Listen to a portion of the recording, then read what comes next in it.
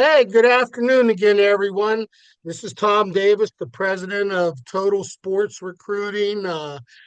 Told you that we'd be doing some great interviews coming up this week, and I am so happy to welcome my new softball buddy, Vicky McFarland, former Division I player, and he is the author of a new book called The Mental Side of Softball for Young Female Athletes. And so, what we're going to do today is I'm going to let you get to meet her a little bit, and she's going to talk about, the mental side of how she approaches stuff with softball athletes. She'll get into a little bit of her background and all that, and I'm sure I'll ask some questions. Uh, she's also agreed, and I think that this is great. We're gonna come on here and maybe about once a month or something like that, and we're gonna talk about some recruiting stuff for girls softball. I'm gonna let Vicky share her ideas and her thoughts on it. I know you guys hear me enough in interviews and all that, but it's always nice to get somebody else's take and all that.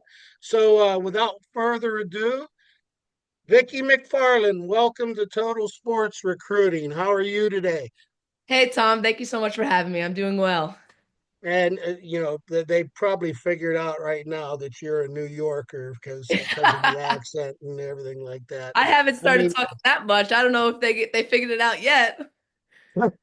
that's okay. You know what? I even us Boston and New York people can come together and all that for a good thing today. So Vic, you know what? I just want you. Hey, tell everybody about you, your background in softball and everything, and then set up what your book's about, and we'll get into how you came into getting to some of your philosophies and theories. Perfect. So I'm from Staten Island, New York. I played college at University of Albany, upstate New York. And after that, I had an old teammate that was like, "Hey, you know that there's, opportunities to play abroad." And I was like, "What do you mean? Nobody ever hears of that." So she gave me a contact and I ended up emailing them and I started my first season abroad in Germany. So I played for 6 months there. And once you kind of get your feet wet playing abroad, then other people start contacting you. So I did 6 months. I played in the European Cup when I was there in Amsterdam. That was a really cool experience. So from there, I got contacts from Australia. So I played 6 months in Australia. And then I did another 6 months in Italy. And then I went back to Australia for another 6 months. So I played for, 2 years straight, just playing softball. I stayed with some host families. I was coaching while I was there. I did a little bit of work as well. Um, I worked when I was in Australia. I worked and I taught t-ball to students there because their main sport is cricket. So I would bring a bat and a ball, and they're like, "Oh, we're playing cricket," and I'm like, "No, this is different. This is baseball, t-ball." So that was a really fun job that I had when I was abroad as well. So they want American imports, they call us to come and basically explain and share what we know, coach the younger teams, and just raise the level of competition abroad. So that's a little about me. Now I came back, COVID hit, and I started teaching. So I'm a physical education teacher. I teach elementary grades 1 through 5. That's awesome. Playing abroad. What would be one of the main things that you learned from playing abroad? Oof, that's a good one. Honestly, I learned that there's a lot of other cultures and so many other things that I want to see in the world, just besides, New York and in the US. There's a lot to see here too, but playing abroad, yeah, just experiencing the different cultures. I would see now. I'm good because after you talk, I can get great questions. How was their style of softball compared to American softball? It depended on the country. So Germany, they're a little bit lower of competition. You could even see that because they never really make the Olympics. Italy's up there. They always make the Olympics. Australia always makes the Olympics. So they're a little bit higher level of competition. But yeah, Germany was a little bit lower. But that's why they're just trying to bring imports out there to raise the level of competition. But when I was playing in Germany, they took like school a lot more serious than we do. So that like took priority. Girls would miss practice because they had to study for an exam like 2 weeks ahead, and I'd be like, "What are you doing? You can't miss practice for like studying for 2 weeks, you know." But they took that a lot more seriously than softball. So that was a bit of a mindset adjustment because I was coaching. They were 12 and under when I was coaching there, and they're like, "Hey, coach, can't come to practice today. Like, I have a test 3 weeks away." And I'm like, "Well, what do you mean? We have a game this weekend. You can't miss practice for that." So it was a bit of a mindset shift there for me. I hear you. Playing Division I softball at the University of Albany, I know it. I've had football players that I've had that have been there and everything. Um, Tell us a little bit about what the day in the life of playing Division I softball at Albany was like. Sure. So I feel old saying this, but I graduated 10 years ago. So You're way up there from me, so don't worry. Keep going. Um, so yeah, it was, we would have one off day a week. In season, it was always on a Monday because we played doubleheader Saturday, single game Sunday. So we'd have off Mondays. Um, and then, the other days we're playing softball. So we would lift in season 3 days a week for about an hour, and then we go straight to practice after. Throughout the week, we'd have individual batting lessons. So it was just the softball grind, taking tests on the road, especially when it came to like regional time. You're missing final exams, but you're taking that while you're in the middle of playing a softball game. You go back to the hotel, take your final exams, and then have to play the next day. So it's definitely a grind, and you have to be, mentally prepared for that for high school kids.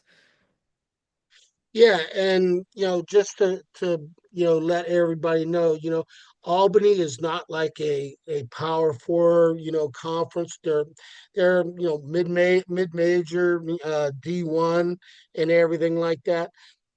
Talk about the competition. How good were the players that played with you and you played against? How good did you have to be to play there? Yeah, I mean, listen, we had people from California on our teams, people from Florida on our team. So we had people from all over the country. We did have a handful of local students as well, but definitely the recruiting was from all over the country. So we had some good players, and the competition that we played was also really good. We had some players were on the Puerto Rican national team. We had players that, were transferring in. So just because it was a mid-major poll didn't mean that we weren't seeing good competition. It's definitely a growing division. So we would face Binghamton, Stony Brook, those types of schools, Bryant. We were also, scrimmaging with Cornell and, Yale and all them. So we were seeing some good competition. But when we did get to regionals, I remember we won one year and our regional was in Oregon and they were the number one team. And just like seeing their stadium and, going into their locker room, it was, pretty cool for us. The football field that we got to see, that was a cool experience. We did lose both games. I But will tell you, I have a good story, and this will feed right in there. I coached the college softball for a year. The background of the story takes too long and all that, but I had a catcher who was absolutely tremendous and all conference, all region and everything. And they actually, it was a year before the Olympics, and the women's Olympic team was going around playing like these all region teams and everything like that. So, I mean, they had all the big timers and everything there. And my catcher Jen got picked to play, and so comes up to me. She goes, "Coach, man, I know they're good." I said, "Hey, you're good and everything." She goes, "What can I expect?" I said, "You better be ready to swing a lot earlier." I said, and everything. And it was funny. I was there watching the game, and I remember after one pitch, she kind of turned and looked up in the stands, and I was like, "Yeah, I told you, you got to be ready." And she was like, she just said, could not believe how good they were. And I'm going to tell you what, she was a player, and just to be like that. But your specialty and your book, okay, mindset. I love it because I'm going to tell you what, I kids that I coach, my clients for recruiting, I get into their minds. You have to. So much now. Everybody looks at, okay, yeah, you got to go get you got to go get lessons in swinging, this, that, and the other thing. Then you get into slumps and everything. I always tell my kids, nothing wrong with your swing. It's your mindset, man. Yeah, in all seriousness, you don't have the look of somebody that's looking like, okay, your worst nightmare is happening because now I'm coming up and I can hit anybody. I'm the man, I'm the woman that's going to get this stuff done. And so, I always talk to them about approach and about the mindset of the approach and everything else. So you you I definitely want to hear from you on mindset and how you go about it with young females. I've never had anybody on here talking about it from that perspective. So I'm all ears right now. Yeah, sure. So I coach 14 and under, and last year we had someone come. Her name was Stella Porto, and she coached at the College of Staten Island. So what she does is she goes around and she talks to our kids about mindset. And I was doing it a little bit before her, but learning from her and the talk that she had, I was like, this is something that nobody ever coaches, right? Like you said, everybody coaches skills. Okay, we could field a ground ball, we could catch a fly ball, we could hit, but the mindset is the most important thing, and everybody overlooks it. So, like the girls, like they go into the batter's box and they struck out the at bat before, and I'm like, okay, like what are you gonna go? What did you go up thinking this next at bat? And they're like, well, I was thinking that I was gonna strike out. Then how do you expect to hit the ball if you're thinking that you're gonna strike out?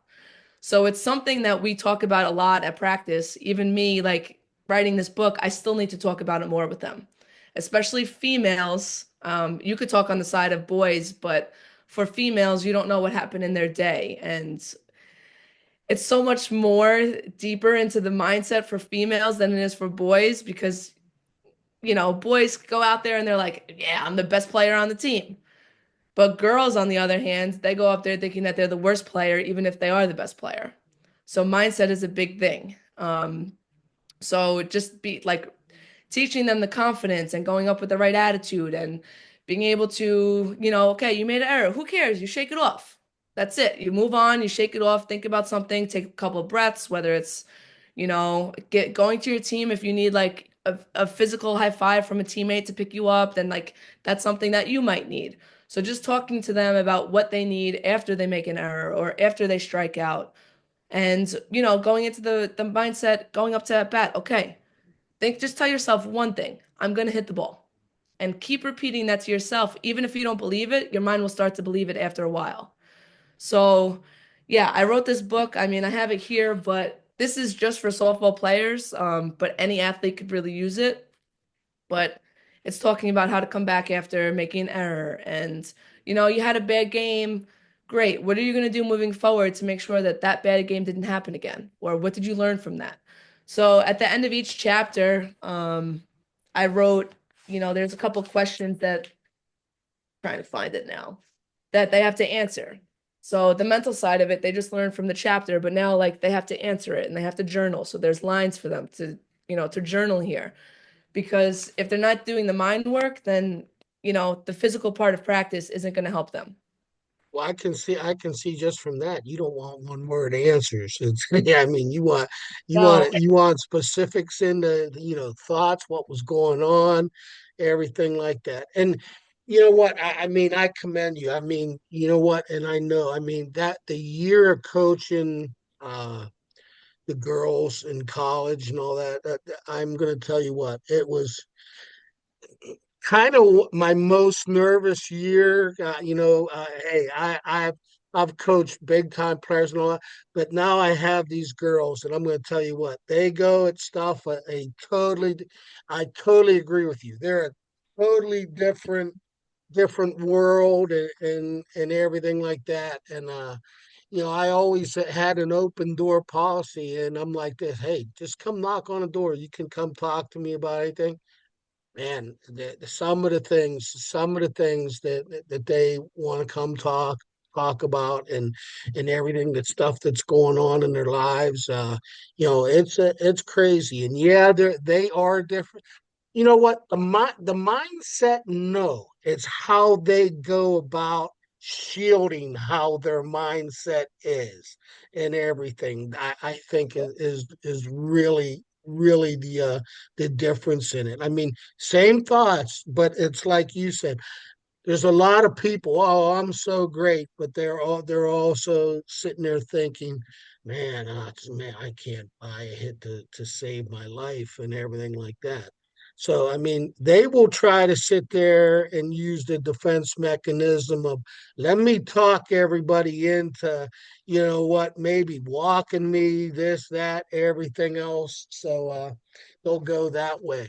But it's so interesting. 14-year-old girls. I mean, what is the toughest thing that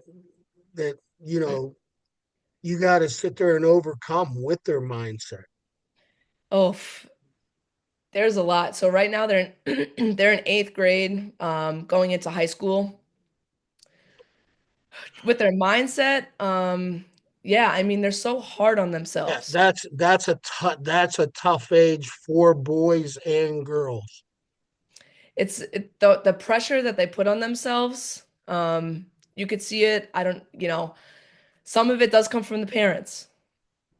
I would say a lot of it comes from the parents. I overhear parents, during tournaments saying like, I paid for you, hitting lessons. Like, when are you going to hit the ball? And I'm like, I tell my girls, like, I'm not going to disrespect any parents, but I'm going to tell the girls, like, listen, whatever you're hearing from the outside, you got to zone it out. Anything that you're hearing, the other team, the chanting, the cheering, you have to zone it out and you have to focus on what you're thinking and what you're telling yourself, because that's what it is going into the game. I said, don't tell them I said this, but don't listen to your parents. Whatever they're telling you. I love, when parents try and coach on the side. I have great parents. I'm very lucky. But I hear, parents trying to coach on the side. Look out for the inside pitch when all the pitcher's throwing is outside. Like, they just think that, they know it all. And it gets in their kids' heads. So we have something where it goes in one ear out the other for the parents. And the girls know that. Don't listen to them. But you could see a lot of the times, they're up at bat, and instead of looking to me for signs, they're looking at their parents. And that happened a couple of years ago. They're growing out of that now, so I'm happy about that. But, the pressure that they put on themselves, and I think some of it comes from the parents. And the difference is, like, when I played, I had I had no idea about my stats. I couldn't tell you if I hit the ball like all day. I was just having fun and I was playing with my team. And all the girls are worried. Oh, I struck out 2 out of the 4 times. I said, who cares? We won the game. Not a big deal. You shake it off. We have 2 more games today. So they're all worried about their stats, but I'm trying to, I don't know where they're getting it from because it's not me. So it's the pressure that the parents are putting on about the stats, and you got to get hits, and you only, if you're pitching, you gave up 7 hits today. Well, who cares? Our team hit 10 and we won. Yeah, So, this is going to lead into my next question here. And, you brought it up, and it's a big thing with the boys too. Number one, they can tell you every individual stat that there is, but if you ask them a team stat, that they would have absolutely no clue. So, do you think that there's, you know, so much pressure and everything that, it's more of a me? Hey, if I go 7 for 8 and we lose 3 games, I'm going to be thrilled with myself and everything. I'm a lot like you. You know what? Yeah, I knew I was a really good player, and I knew, I got hits, and when I was on the mound, tons of Ks and everything like that. All I cared about was one thing, and that was a W for our team. Like, you one of my big things, and it's an oldie but goodie. I mean, I'm like, hey, a W is a W. That's just how it is. You get there so many different ways, Vicky, and you know from all your time coaching and everything like that. There's times you're like, how did we win this game with the way that we played and everything else? And there's times that you go out and you play so well, but you know what? You ran into a team that did nothing wrong. You lose by 1 run, and you're like, we played so much better against that, and we got an L than us picking up the W and everything like that. I think that people have lost sight about it. I mean, I talk about we last night I was coaching down here in Texas with our organization's 14U team, and I think I was telling you a little bit about it. I mean, we went out, we win the first game 7-4, and yeah, you know what? We didn't play our best and all that, but we got some clutch hits with runners in scoring position, and we made some plays when we had to, but we also, you know, had our blunder moments on the mental side of the game and everything like that. Then we played a team from Midland, Texas that is outstanding, man. I'm looking at them and they're all these big beasts, and I'm watching them swing, and every one of them, man. I mean, they look like yeah, Aaron Judge and Juan Soto, man, they're coming out of their shoes and that, and these kids knew how to play, were fundamentally well and everything. And I was telling our guys, I said, hey, I said, I know you guys know how good they are. This is before the game. I said, if we play a perfect game, the more that we're right there, tied, 1 run, everything else, the pressure goes to them, not to us. Believe me. And I said, you guys have to learn how to sit there and sustain it. And we did. I mean, for for really 5 or 6 of the 7 innings and all that, we were right there, 1 run game and all that. And you know, so like I said, the process of learning, they're 14-year-old kids at this thing, and it's very important. I mean, I start the mindset stuff with my younger kids, and Yep. I'm going to tell you one thing. I've never seen, and I know it's different. When I was in Pittsburgh, I never gave lessons to a kid that was younger than 12 years old, because they didn't have the attention span to be able to focus on me and make the lesson worth what the parents doing it. Right. Down here, I have 10-year-olds, Vicky, that sit there and hone in on my every word. These kids now self-correct pitch to pitch and everything else like that because they're learning, and we'll be going through the lesson, and they'll be like out in front on this outside pitch. I'm like, what? I said, what happened on that pitch? Coach, I was early. And I said, okay, what do you got to do? Yeah, gotta stay back and look to go the other way and Yep. everything like that. And I said, good. Now I have you thinking to where you have an approach to the game and everything like that.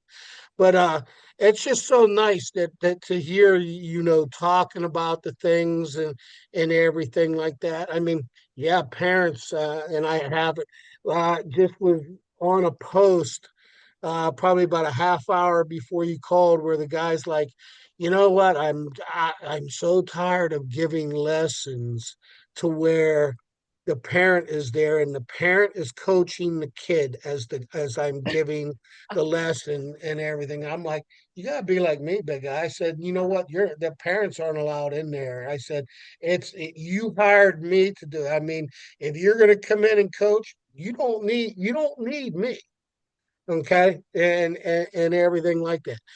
If you're gonna bring me in to work with your kid, let me work with them. Let me get in their head. Let me teach them.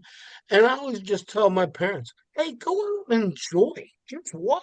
Just watch. Yeah, there's going to be crazy stuff, and all that happen. You can't let it sit there and blow your mind, and that and everything like that. You see that so much today, and Yeah. I think it goes into the mindset of the parents and everything as well. Okay. One last thing. Your girls, are they thinking about college recruiting at Oh this yeah. time? Yeah, they Okay. definitely are. They and I tell them all the time, it's not just about how they perform on the field during tournaments. Like my college coach, when he came to recruit me, he said that even before talking to me, he came on the food line to see how I talked to the person that was giving me food. And, he saw how I was with my teammates and if I was cheering them on, if I was on the bench, what was I doing in between innings? Was I hustling on and off the field?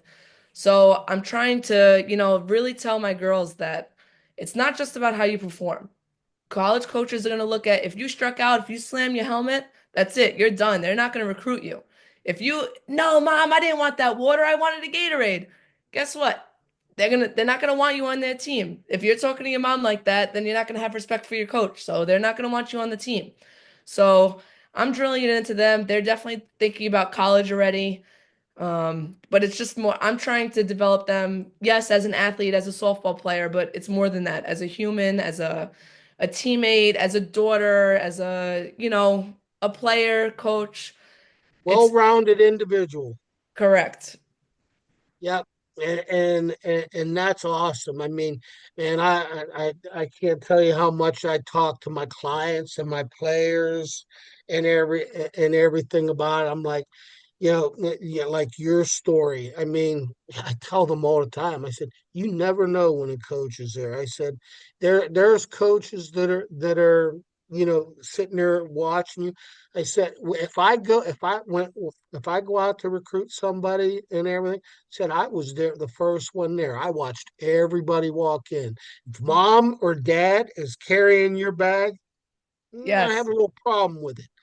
Uh, One thing like in my organization right now, and but it's more the 14 and under kids, but it happens. There's not a day that, oh, did anybody find this glove, or did people find these cleats or everything like that? I'm going to tell you one thing, and when I was growing up, I washed my uniform. I packed. My mom never packed. She was not allowed to go anywhere near my bag. My bag was sacred. I packed it, made sure everything was there. I'm going to tell you what, before I left, I'm sitting there like this, looking through the dugout or wherever I was. No, I mean, because I will tell you one thing. If I lost a mitt, my mom be like, guess what? You better go get a work glove or something like that and go out there and go. Because, I mean, I'm not going to sit there and buy you, new stuff for everything like that. So, I mean, it was a little different attitude. And you see it, believe me. I mean, you hit the nail on the head. I was down in West Virginia to watch one of a guy that I played with in college was coaching, and he had a really good kid.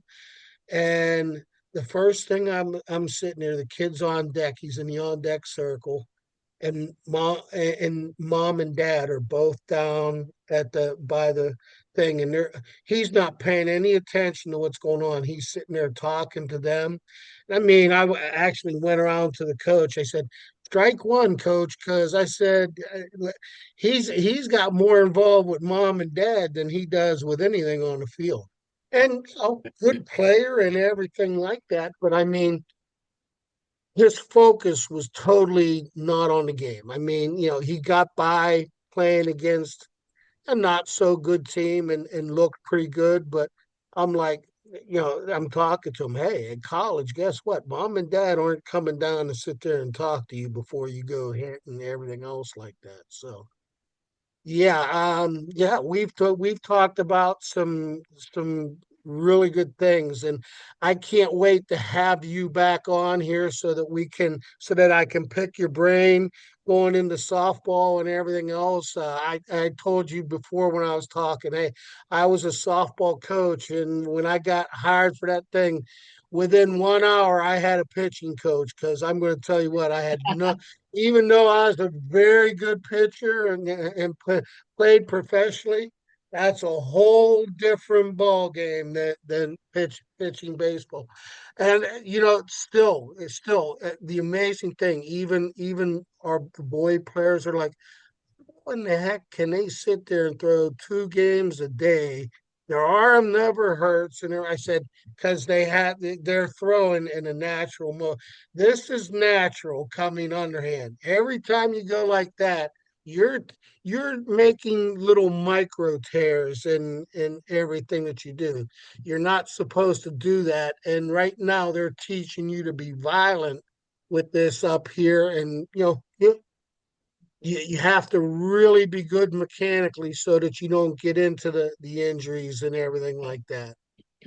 So I will tell you what, I really thank you a lot. Oh, thank you And so much for having me. I know my followers and all that, and all my softball people are going to enjoy uh, talking, listening to this, and then talking to you later and all that. For sure. Maybe we'll do some live events and all that, like on Facebook or Twitter, to where they can come on and ask questions at the same time. Yeah, that'd But be awesome. but I really appreciate it. And I just want people to know too, yes, I'm talking to this young lady about possibly coming on and being a representative with Total Sports Recruiting. She knows the recruiting game, softball wise, and everything, and would be a great asset to you, to your young players. Awesome. Yeah, I'd be happy to. Thank you so much for having me. I really appreciate it. All right. Well, I know it's cold in New York, isn't it? It is, you're right. Hopefully next week it gets a little bit warmer, but Wow, boy, the sun's shining, and I think it's about 82 or 83 down uh, here today. I'm jealous. It's like 40 and cloudy today. It's not warm at all. Well, it's actually warmed up. I mean, I think 2 days ago, I was talking to my daughter in Meadville, PA, which is over by Erie, and she was like, "Dad, it is snowing so bad. It's 19 degrees." And she's right in that lake effect snow coming off of the lakes and all that there. So she gets that an awful lot. Well, Yeah. Vicky, I'll tell you what, I'm going to get this processed and out onto social media and everything. And if you need anything, let me know. But I'm excited to have you aboard and be doing some interview series with you. And I'm sure that you have a lot of great information and all that. So we'll be talking soon. Yeah, perfect. Thank you so much. Let me know when you want to do the next one. I'm totally down. All right. Thanks a lot. All right, have a great day. Yep.